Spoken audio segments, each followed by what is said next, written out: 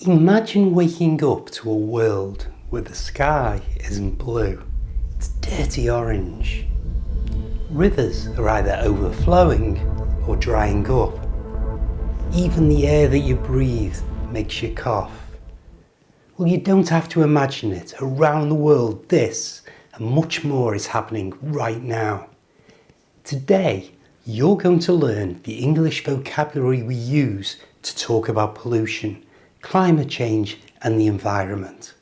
Hi, I'm Steve. Let's do this. First, climate change. Climate means the usual weather in a place over many years. Climate change means that the usual weather, well, it's changing.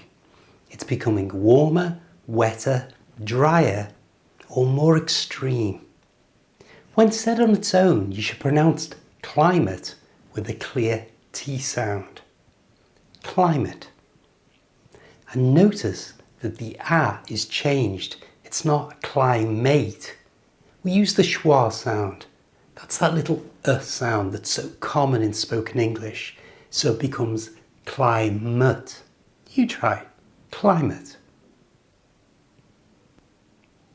However, when said as the expression climate change, the T at the end of climate disappears. So it's not climate change, it's just climate change. Did you hear the T is gone? And now climate just ends in the schwa sound. Climate change. You try. Next, pollution. This is when the air, water or land has become dirty because of something being added to it. That something might be gases from factories or aeroplanes, chemicals from growing food, even human poo that's put into the sea. To say this like a native British speaker, make sure you change the first O to the schwa sound, so it's not pollution, it's pollution. Pollution, you try. Now try it in a sentence. The pollution in the river is rising.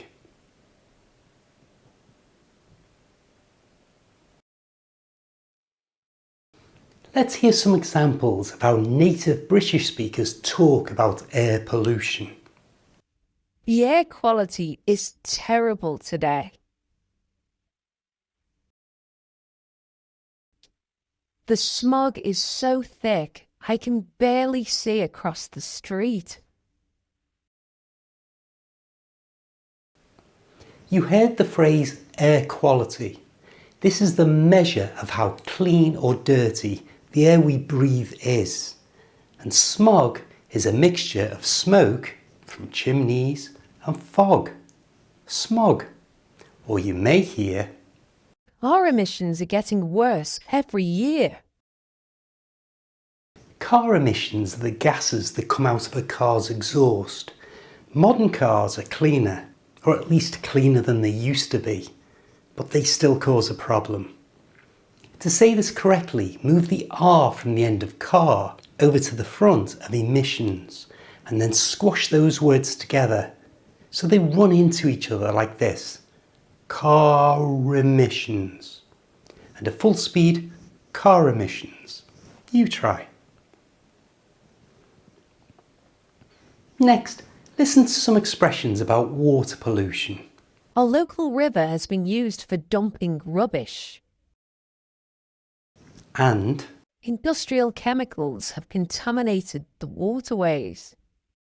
don't worry if you don't understand all the words and phrases being used here.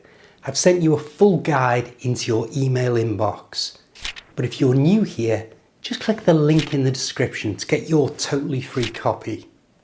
Now, greenhouse gases. These are gases in the Earth's atmosphere that trap heat. They act like a blanket around the planet, keeping it warm, just like the glass windows in a greenhouse keeps plants warm. Greenhouse gases are natural and necessary. Without them, Earth would be too cold to live on. But human activities are adding too much of these gases, trapping too much heat, causing global warming and climate change, which we mentioned earlier. You'll often hear the phrase carbon footprint in connection with greenhouse gases, because your carbon footprint is the total amount of these gases, especially carbon dioxide or CO2, that you personally cause through your daily activities. That includes things like driving, flying, even heating your home, or buying products that were made in factories that produce a lot of these greenhouse gases. To make this easier to say, don't pronounce the middle T in footprint. That just sounds awkward. Simply don't say it. It's footprint. Footprint. You try. Listen to this example that extends the phrase to offset your carbon footprint. We need to do something to offset our carbon footprint. And here, offset just means to balance it. In other words, if you do something that creates a large amount of greenhouse gases, then you can do something like plant a tree, or if you're a large company, they can give money towards environmental projects. Next, you're going to hear how native British speakers talk about some of the environmental damage we see in the natural world. And we'll start with deforestation. This means cutting down trees. You might hear English speakers say, they're cutting down the rainforest, or we're losing our woodlands. These are examples of deforestation. But when it's not trees, but animals that are in danger, you might hear, Deforestation has caused a loss of habitat. if the animals have all died and are not coming back, we use the word extinct. The white rhinoceroses are nearly extinct. When animals and plants die out, then you could say we're losing biodiversity. Biodiversity means having many types of animals and plants. We are losing biodiversity across the planet. British people often talk about the weather. We're famous for it. And you might hear them say, we're getting more extreme weather. That means unusual and dangerous weather. Phrases such as storms are getting stronger, droughts are lasting longer, and flooding is becoming more common. Now we've talked about the environmental problems, let's look at how people speak when they're trying to fix them. Almost all electricity used to be created using fossil fuels, things like coal and oil. But these days, there's been a move towards using different and less polluting ways to produce it. And in general, this is called clean energy. Examples of this are solar panels. These are the flat panels you often see on the rooftops that turn sunlight into power. Almost all the houses on my street have them. When I stand on the banks of my city's river, the Mersey, I can see lots and lots of wind turbines whose blades spin in the wind to generate electricity. When there are lots all together, they're called a wind farm. Both solar and wind power are known as renewable energy, which means that because we will always have the sun and wind, it'll never run out.